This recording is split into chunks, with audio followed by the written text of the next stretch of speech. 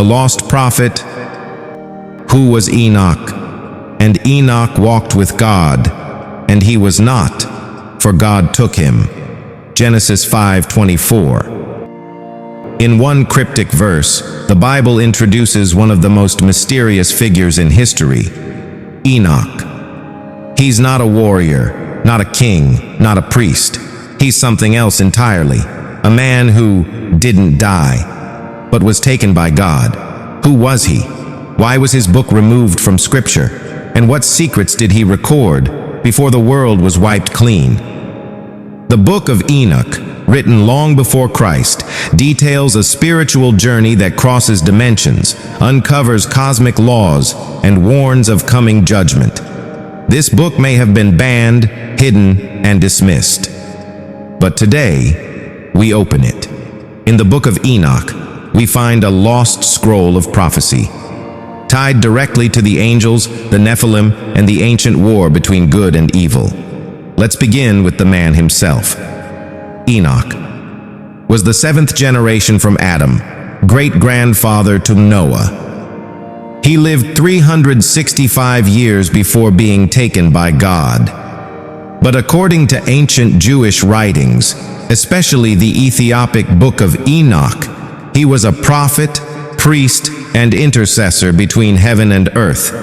He didn't just walk with God, he was carried into the heavens, guided by angels, and shown the secrets of creation, time, judgment, and the destiny of mankind. Part 2. The Watchers and the Corruption of Mankind. The story begins with a warning.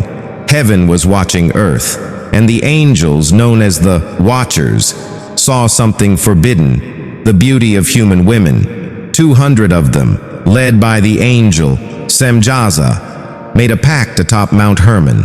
They descended, took human wives, and bore children, the Nephilim. Giants, hybrids, born of heaven and earth. The Book of Enoch says these giants devoured all the acquisitions of men, and when men could no longer sustain them, they turned against them and began to devour mankind. They weren't just violent, they taught forbidden knowledge. Azazel taught warfare, metal forging, and weapons. Others taught enchantments, astrology, cosmetics, sorcery, and divination. These were heavenly secrets, meant to be sealed, now unleashed upon a young and fragile world. Humanity advanced rapidly, but morally collapsed. Corruption, bloodshed, and chaos spread like wildfire, and the Watchers knew they had crossed a line. Part 3. Enoch's Journey Through the Heavens. While earth fell into darkness, Enoch was summoned. He is taken by holy angels through the gates of heaven. What he sees is astonishing. 7 heavens, celestial beings, thrones, wheels of fire, rivers of light. He is shown the fourth tree of life, still guarded by angels. He sees the fourth throne of the Most High, brighter than the sun, wrapped in glory and terror. Enoch records the movements of the stars, the paths of the sun and moon, and the calendars of the divine. He learns the best secrets of time. Each day, season, and year is part of a divine plan. He watches angels bring the petitions from the fallen Watchers, begging for mercy. But Enoch is told to relay the message, "There shall be no peace for you until the end of days." Enoch becomes the scribe of heaven, writing warnings, visions, and messages for generations yet unborn. He becomes a bridge between two realms, delivering truth that most of the world has forgotten. Part 4. Judgment, the Flood, and Divine Justice. The corruption of earth cannot be ignored. God issues his verdict. The giants, born of the Watchers, are doomed. They are to destroy one another. Their spirits after death will wander the earth as evil spirits, the origin of demons. The Watchers? They are bound in chains, buried in the valleys of the earth, awaiting the day of judgment. This is not myth. This is the origin story of evil, according to Enoch. Then comes the flood. But first, Enoch is told to warn his descendant, Noah. God will send waters upon the earth to cleanse it, but Noah will be preserved. This is where Genesis picks up the thread. But in Enoch's account, we understand why the flood was necessary: to erase the legacy of the fallen angels and reset the balance of creation. Yet even after the flood, their spirits remain invisible, malicious, roaming, and their influence continues into the present.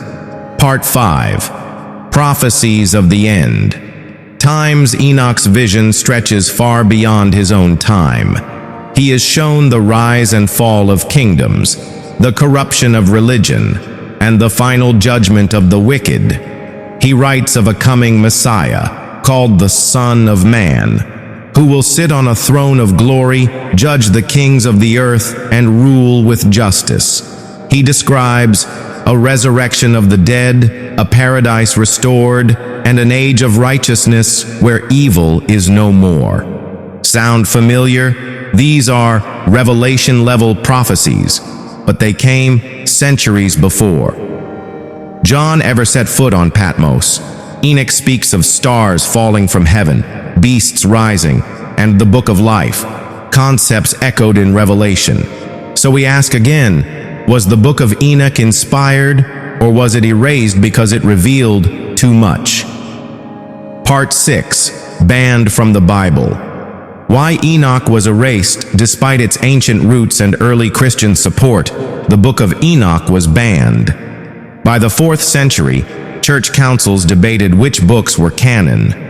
Enoch was too strange, too supernatural, too revealing. Some said it gave angels too much power. Others feared it undermined priestly authority. Whatever the reason, the book vanished from the West. Only the Ethiopian Orthodox Church preserved it, hidden in plain sight. In 1773, Scottish explorer James Bruce returned with copies.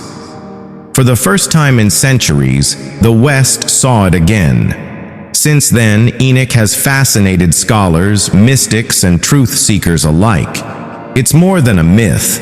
It's a challenge to everything we've been told about angels, evil, and God's plan for mankind.